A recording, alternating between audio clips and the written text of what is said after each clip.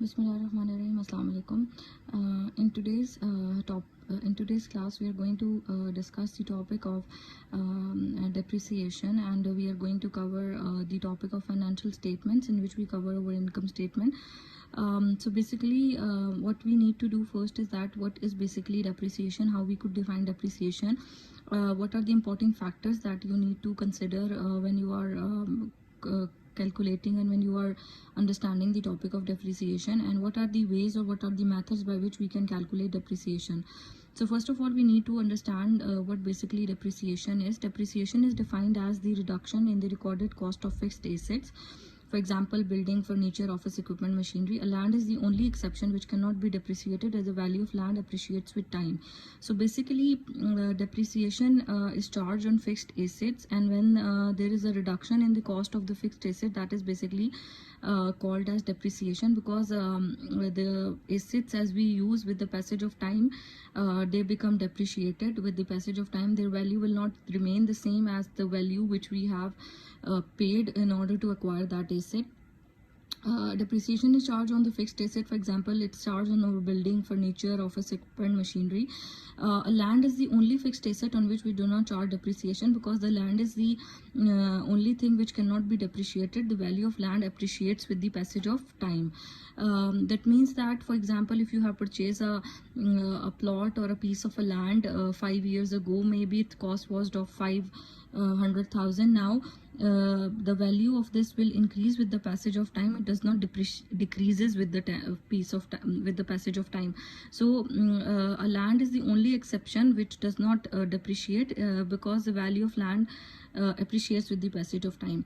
There are two important factors that we need to consider while understanding the concept of depreciation. One is called as the useful life, and the second one is called as the salvage value. Useful life, this is a time period over which the company expects that the asset will be productive. Past its useful life, it's no longer useful, and company will dispose it off. Basically, useful life is a time period in which the asset is productive, and once the useful life has been passed, the asset is no longer productive for the company. For example, like that, company has purchased some sort of computers or some sort of equipment. Those equipment or those computers can be productive for a maximum period of 5 or 6 years, or for 10 years. After the 5-year time period or 10-year time period has passed, the useful life of that computer has been passed, and it then will no longer will be productive for the company, and then the company will ultimately dispose of that asset. Similarly, for the vehicles, the company has purchased some sort of vehicles. The vehicles will be also be productive for with some passage of time, and ultimately when the useful life of those vehicles has been passed, the company will ultimately has to dispose those off. The second one is called as salvage value. When the company disposes of an asset, it will be able to sell it for some reduced amount, which is basically called as salvage value.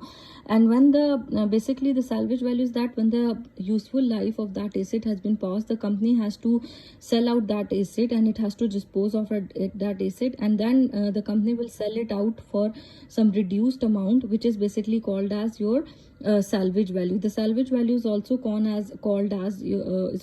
or known as our residual value. So basically, for example, the company has purchased those computers for 50,000. Now when the useful life has been passed, the company might be sell it for 20,000 to some other party. So that 20,000 is basically the salvage value or the residual value of that particular asset. Now we need to look at what are the methods or what are the ways by which we have to calculate depreciation. The first method or the first way by which we have to calculate depreciation is called as the straight line method. In the straight line method, we basically calculate depreciation by simply using a formula. The formula to calculate depreciation by straight line method is cost minus residual value or salvage value divided by the years of useful life. Cost is basically, for example, you have purchased that asset for 17,000, and now the residual value or the salvage value of that asset is 2,000, and the years of useful life of that asset was 5 years. putting or incorporating the values into the formula, you will get depreciation $3,000 per year. So basically $3,000 per year is the amount of depreciation that will be charged on that, that will be charged. So basically this is the value how which you can calculate the value of depreciation using the straight line method.